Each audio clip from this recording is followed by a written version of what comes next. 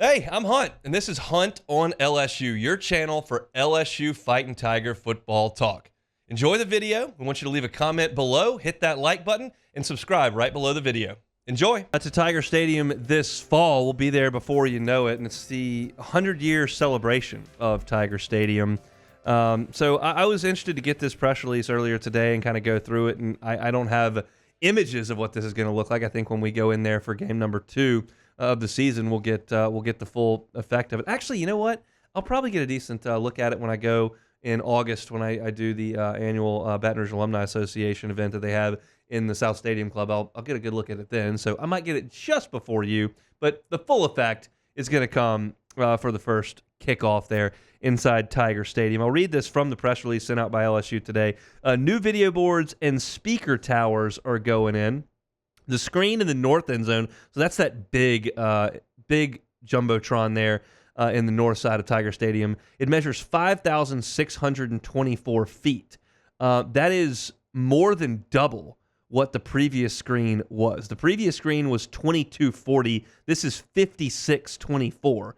It's 37 feet tall. It was 28 feet tall, so they're adding another 9 feet of height to that board in the north end zone. The south end zone corner boards are going to stand 48 feet tall and measure 67 feet in width. I think that's just a bunch of numbers, but essentially all the screens, the 2 in the corner of Tiger Stadium and the one big one in the north end zone, are all getting upgrades and are all going to be more functional than they once were. They're also upgrading the ribbon bands with some new technology. They're going to feature animations, graphic, game statistics, and as the press release says, bring constant energy and excitement, adding another layer of enhancements for fan enjoyment in Death Valley. And then here's the one that I think for me is probably the biggest change, because we've had replay and we've had stats and we've had those boards where they are, and all that is new but just enhanced.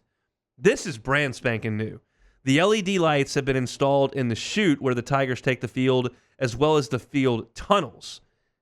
Adding to that LED, the in-game light shows and other capabilities will not only enhance the field of play, but will add excitement to Death Valley. We've seen this around the country. Alabama's got this, and you're going to see it just about everywhere that's got some cash on hand.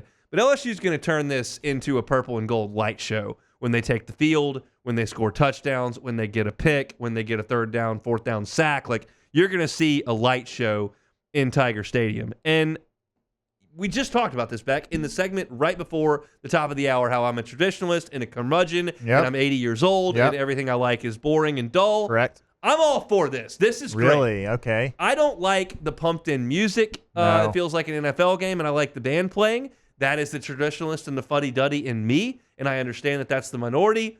I'm all for lights. No, that seems cool to me. We don't need the lights. We don't need the screen. You're Get so all the full video of it. boards out of there. We don't need all that. Just watch the game. You want it to look like Notre Dame Stadium Watch with the game, the stripes in the end zone, Exactly. the diagonal Watch the stripes. game. I'm going to watch the game, and I'm going to watch us get a sack. I'm going to go nuts. Probably can't do that in the press box, but then there's going to be a cool laser light show, and I think that's going to be cool. We don't need that. You know what? That's Alabama does that stupid light show thing. There, people. I are gonna will have draw the line at seizures, like, pom poms. Our we don't student need section's that. not getting pom poms like Alabama. We're not doing that Do we like need to- do Auburn. South Carolina's got. I think they're waving shirts or pom poms and stuff. We're not doing pom poms. Do we need to have? So we're going to do in those light shows. You have to give an epilepsy warning before, like where it's Potentially. strobe lighting Look, and everything. that's a Are we real going to thing. the club hunt? Or are we going to Tiger Stadium? Where are we going? It's a fair point, but I like it. I think it's going to be cool. Okay. I'm all for it. I think you gotta go one way or the other. Huh? You can't be 80 years old and also like the lights. Like, what are we doing here? I give a correct opinion that's just backed up in facts. You don't change the jerseys ever. You let the band play on third down, fourth down. You let the band play pregame, and you can do a laser light show. Okay. I'm actually curious what my. Go ahead, I like Cassie. the lights. Well, okay. I'm still a student there. I like the light. But you haven't seen the lights. Well, but You just it's like the I idea. like the idea of the lights. Okay. Do you like pumping in music? Do you like the fireworks when they come out of the tunnel? That drives me nuts. I do like the fireworks. Oh, God. Those are awesome. I don't like the Well, fireworks. you There's can't- smoke you everywhere. can't have it- you It's so can't- loud. You can't have both. You can't have it both ways. Huh? I can. No, I don't. I can look at the information and form an opinion on it, and that's what I Okay. want. I want the. I like the laser lights. I think that's going to be cool. So no LED lights. fireworks. You're not with the fireworks, but you like No, the I hate lights. the fireworks. Okay. You know so- what also annoys me? This is the worst. This is the worst thing about me. Probably not the worst thing. There's plenty to There's choose a lot. from there. I get annoyed. Dan Bournet is the voice of Tiger Stadium in the Yep. PMAC for my entire life. Mm-hmm. And that is iconic, and I know that one day that won't be the case, and I'll be sad about that for sure. I have one critique. Oh, here we go. I have one critique. It irks me. I noticed it like 10 years ago, and it's every time, and it drives me a little nuts.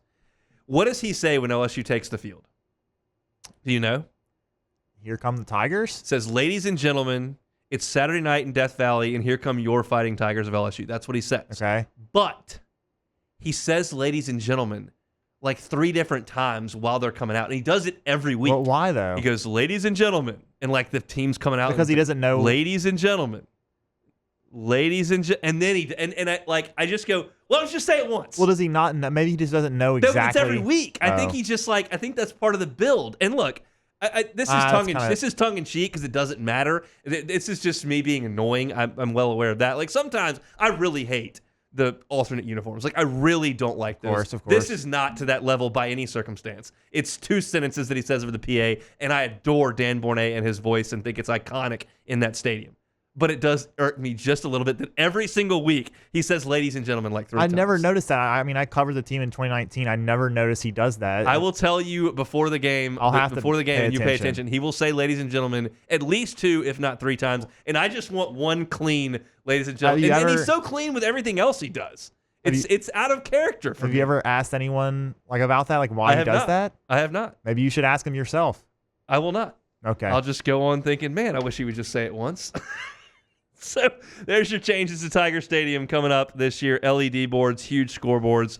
Should be a little bit of a different experience inside Tiger Stadium. The other piece to the press release today spoke about Bayou Traditions and TAF kind of coming together to create some more fundraising opportunities that benefit those that do donate to LSU. So I'll kind of read this. It gets a little wordy and numbery, and I don't have a great feel for this, but I'll give you kind of some information. Starting July 11th, which is today, all contributions in support of Bayou Traditions, which is the NIL fund that LSU has created, through the Give 100 campaign, which is what they're doing for the 100-year anniversary of Tiger Stadium, every 4 priority points will be awarded for every $1,000 contributed. These points will count towards your lifetime and philanthropic point totals. For a $100 gift, fans are going to receive an exclusive 11x14 100-year of Tiger Stadium print by renowned artist Becky Foss. With a $250 gift, fans will get exclusive Tiger Stadium print along with a commemorative ticket and lapel pin displaying the Ole Miss game October 12th in a decorative ticket display box. A $500 gift will get exclusive Brian Kelly signed Tiger Stadium print along with a commemorative ticket, lapel pin, and display box. And to support the Give 100 campaign and find out more information, you can view the commemorative items down in this press release at lsutaf.org /give 100. So basically what they're saying here is there are some cool items you can get with a one-time gift to the collective Bayou Traditions. And if you're looking for points to get tickets and get opportunities to do things and to raise up the priority list when you move and all that kind of stuff, you're going to get points for every $1,000 contributed to Bayou Traditions. This is something that I think on its face, people look and go, ugh, I'm not doing that. Da, da, da. And then I think it's kind of the same people that complain like, oh, we didn't get that recruit, can't get that DB. This is just kind of the way it is now. And I don't have to pay for my ticket, so I don't have to worry about priority stuff because I work for the school and all that kind of stuff. And so, like, I can't squarely put myself in y'all's shoes for this discussion. I'll just be candid about that. And it's kind of a conflict of interest for me to cover the team and then donate cash to the NIL fund. So, like, I'm not in the same shoes that y'all are in. But, look, I think if you have the means and love the football program and the basketball and whatever program you like ever on that campus and want the NIL program to work, it doesn't take 2 or 3 people donating a ton of money. It can be a ton of people donating a little bit of money, and in this sense, you're able to get some points that could help you down the line with season tickets and seating and all that kind of stuff in regards to LSU. So check that out online at lsutaf.org /give 100. A lot of different fundraisers, and the folks over at Bayou Traditions are doing their best to try to raise some funds and to put the biggest pool they possibly can together of NIL dollars because we're all well aware that's kind of how the game is played now, and LSU's got a pretty marketable brand. They can put a lot of money behind it. It would tend to go well for the folks in purple and gold. So that's your update on the stadium and NIL funds over at LSU. Hey, thanks for watching Hunt on LSU. Before you get out of here, do us a couple of favors. Hit that like button, leave your comments below, and subscribe to the channel for all your Fighting Tiger football talk. See you next time.